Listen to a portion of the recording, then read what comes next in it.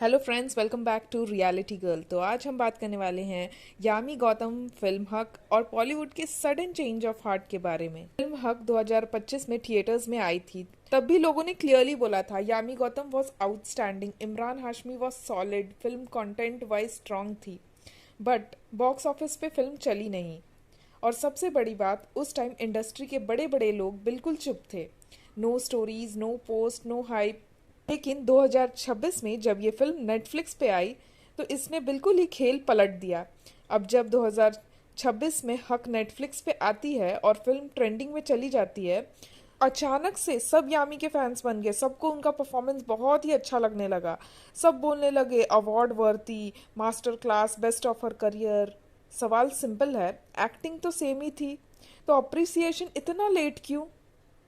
तो इस पे कुछ लोगों ने कमेंट किया है कि Alia knows how to butter people, she has lots of experience, so we are getting this shameless one in next Dharma movie. इस टाइम पर एक और चीज हो रही है, आदित्य धर की फिल्म धुरंधर जो कि सुपर डुपर हिट है। और आदित्य धर जो कि यामी गौतम के हस्बैंड है, बस बस यहीं से नेटिजन को पिक्चर क्लियर दिखने लग गया। लोग कहने लगे यामी पहले सिर्फ टैलेंटेड थी, अब यामी पावरफुल भी है, क्योंकि उनके पति ने इतना अच्छा मूवी बनाया जो कि बहुत ही हिट है। और इसके वजह से वो भी, उनको भी अब एक्टिंग वो जो कर रही है उसके लिए अप्रिसिएशन मिल रहा है। और बॉलीवुड को पावर की तरह झुकना बहुत ही अच्छी तरीके से आता है। आलिया भट्ट का सडनली इमोशनल पोस्ट डालना, सबसे ज्यादा डिस्कशन हुआ आलिया भट्ट के इंस्टाग्राम पोस्ट को लेकर। तो देखिए आलिया ने क्या लिखा है कि queen Yami, one of my top performance of all time as I mentioned over the phone too. और बस इंटरनेट ने इस लाइन को पकड़ लिया। जो फोन पे बात हुआ ये सबको बताना मतलब जरूरी था क्या? क्योंकि उन्होंने मेंशन किया है कि mentioned over the phone too, मतलब वो ये दिखाना चाह रही है कि वो कितनी क्लोज है यामी की। उन्होंने फोन पे भी बात किया है। इतना प्यार पहले कहाँ गया था? आर्टिकल 370 के टाइम याद क्यों नहीं आया? यामी तो उस टाइम भी अच्छा एक्टिंग की थी, बट उस टाइम किसी ने उनको अप्रिशिएट नहीं किया, और आज ही क्यों कर रही है?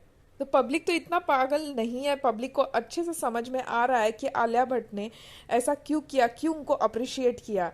लोगों को प्रॉब्लम ये नहीं है कि आलिया ने प्रेस किया, प्रॉब्लम ये है कि टाइमिंग बहुत ही कन्वीनियंट है। जब यामी आउटसाइडर थी तब उसके बारे में किसी ने कुछ नहीं बोला, एकदम साइलेंट था। जब यामी पावरफुल हो गई तो अप्रिसिएशन इतने ज़्यादा मिल रहे हैं। करण जौहर ने भी उनको बहुत ही स्टोरी भी डाला, पोस्ट भी किया।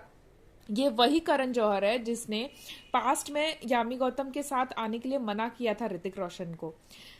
ऋतिक रोशन को कॉफी विद करण पे बुलाया गया था, बट कंडीशन ये था कि यामी के साथ मत लाना, क्योंकि वो इतनी बिग स्टार नहीं है।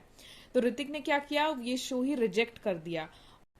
और आज वही करण जौहर जो कि पहले उनको अपने शो पे भी नहीं बुलाना चाहते थे क्योंकि वो बोलते थे कि ये बिग स्टार नहीं है, और वही आज इतना पोस्ट डाल रहे हैं, स्टोरी डाल रहे हैं, तो वियर्ड तो किसी को भी लगेगा ही।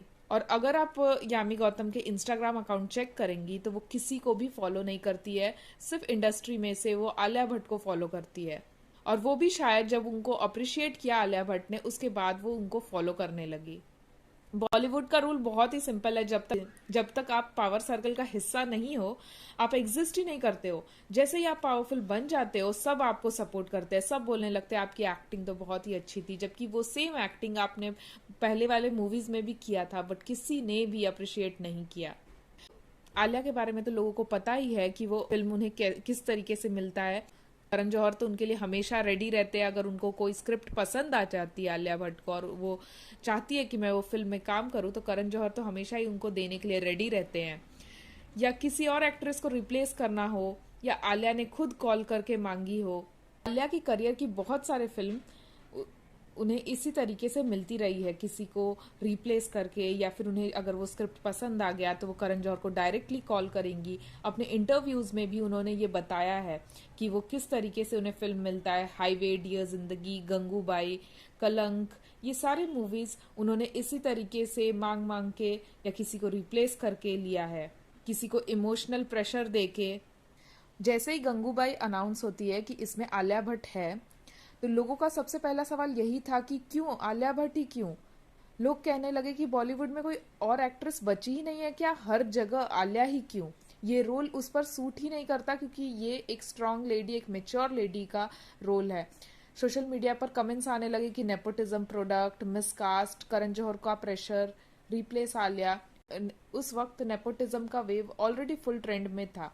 इंडस्ट्री के इनसाइडर के हिसाब से गंगूबाई के लिए भंसाली की फर्स्ट चॉइस प्रियंका चोपड़ा थी, क्योंकि वो उनके साथ बाजीराव मस्तानी ऑलरेडी कर चुकी थी। लेकिन प्रियंका अपने हॉलीवुड कमिटमेंट की वजह से फिल्म छोड़ देती है। उसके बाद दीपिका पादुकोण का नाम आता है और पुराने ड्राफ्ट में रानी मुखर्जी तक का नाम सोचा गया था, लेकिन अचानक से फिल्म अनाउंस होती है और आलिया भट्ट का नाम रहता है और वहीं से शुरू होती है नेपोटिज्म का एंगल।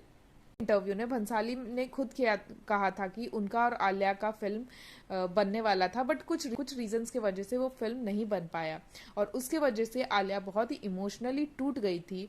वो रोने लगी थी, खुद को रूम में लॉक कर दी थी। फिर भंसाली ने उसे कॉल करके कहा, तुम गंगूबाई करोगी। इस स्टेटमेंट के बाद लोगों को लगने लगा कि आलिया ने इमोशनल प्रेशर डाल के रोल लिया है। मतलब कौन ऐसे कहता है कि मतलब अगर आप नहीं दोगे तो मैं रूम में, कोई छोटी बच्ची है क्या आलिया भट्ट कि ये मूवी के लिए इस तरीके से वो कर रही है। संजय लीला भंसाली ने भी कहा कि मुझे ऐसा गिल्ट हो गया था कि मेरे वजह से वो इतना रो रही है और इस तरीके से वो इमोशनल प्रेशर डाल के उन्होंने ये मूवी ले लिया था। तो शायद अभी भी वो यामी गौतम के साथ रिलेशन बना रही है ताकि उनके हस्बैंड अगर फ्यूचर में कोई फिल्म बनाए तो सबसे फर्स्ट चॉइस वही रहे। अगर वो सोचे कि बॉलीवुड में से किसी हीरोइन को कास्ट किया जाए तो उनका फर्स्ट चॉइस आलिया भट्ट ही रहे। इसीलिए शायद वो इतने अच्छे अच्छे स्टोरीज डाल रहे, क्योंकि धुरंधर के इतने सक्सेस के बाद भी और रणवीर सिंह जो कि उनके बहुत ही अच्छे फ्रेंड है, उनके लिए तो उन्होंने कभी भी कुछ भी नहीं पोस्ट डाला, जबकि पूरी दुनिया उनकी तारीफ में लगी हुई है कि उनका बहुत ही अच्छा फिल्म है, बहुत ही अच्छी एक्टिंग की, लेकिन आलिया भट्ट ने कुछ भी नहीं बोला। कुछ दिनों के बाद जब उनके पीआर को लगा होगा कि नहीं ये बहुत ही अच्छा नहीं लग रहा है, लोगों ने कमेंट करना शुरू कर दिया था, तब उन्होंने एक पोस्ट डाला, लेकिन वो भी अपने पर्सनल इंस्टा अकाउंट से नहीं डाला, बिजनेस अकाउंट से डाला और उसमें भी उन्होंने रणवीर सिंह को कुछ भी मतलब सेपरेटली ऐसा मेंशन नहीं किया। वो उनके इतने क्लोज फ्रेंड है और उनके बारे में उन्होंने बिल्कुल ही प्रेज नहीं किया। और यामी गौतम जिसको फ्रेंड भी नहीं होंगी उनकी और उसे इतना प्रेज करना, और रणवीर सिंह जो कि उनके बहुत ही अच्छे फ्रेंड है, हमेशा तो भी आलिया ने उनको प्रेज नहीं किया। शायद वो जेलस है उनसे कि क्योंकि उनको इतनी तारीफ मिल रही है। तो धुरंधर पे जब उन्होंने अप्रिशिएट नहीं किया था उसके बारे में भी लोगों के कुछ कमेंट्स है। टोटली शी डिडंट प्रेज हर सखी Ranveer when the whole country was busy praising him. Only I really hope Ranveer keeps his distance. Alia Bhatt, biggest beggar of India. Please have some shame, always lying and competing in the wrong ways. Alia ने रणवीर कपूर से शादी सिर्फ शादी नहीं की, वो Kapoor legacy का हिस्सा बन गई है और कहीं ना कहीं लगता है कि ये मैरिज उसकी लाइफ की बिगेस्ट अचीवमेंट बन गई है। इसी का एक फोटो है जहाँ पे उनके कपड़े पे कपूर लिखा हुआ है और उन्हें ये क्लियरली पता है, आलिया भट्ट को ये क्लियरली पता है कि लोग इसे, ये कपूर एक जो डिजाइनर है उसका सरनेम है, बट लोग तो यही समझेंगे ना कि वो अपने सरनेम को फ्लॉन्ट कर रही है और भी उनके लिए ये बहुत ही बड़ा अचीवमेंट होगा कि वो कपूर खानदान की बहू है। रणबीर कपूर ना दीपिका को मिले ना कैटरीना को मिले और उनके साथ उन्होंने शादी किया, तो ये भी एक बहुत ही बड़ा अचीवमेंट उन्हें लगता होगा। इसीलिए शायद वो ऐसे कपूर सरनेम को हमेशा फ्लॉन्ट करती रहती है। एक बात तो सच है, अगर आलिया भट्ट को कुछ चाहिए रहता है तो वो किसी भी तरीके से उस चीज के पीछे पड़ जाती है, चाहे वो मूवी हो या फिर रणबीर कपूर हो। She behaves like being part of that family is her biggest achievement. Sad. Really, not many people wish to be like that. They might feel happy but not this desperate. और एक news article पे भी आया कि Alia Bhatt flaunts Kapoor on shirt as she steps out in the city. Fans call Love and War actress boss babe. Yami ने तो एक interview में ये भी बोला है कि उन्हें पार्टीज के लिए इतने इनविटेशन भी नहीं आते हैं बॉलीवुड से। बॉलीवुड का सबसे बड़ा रूल यही है कि टैलेंट याद तब आता है जब पावर साथ होती है।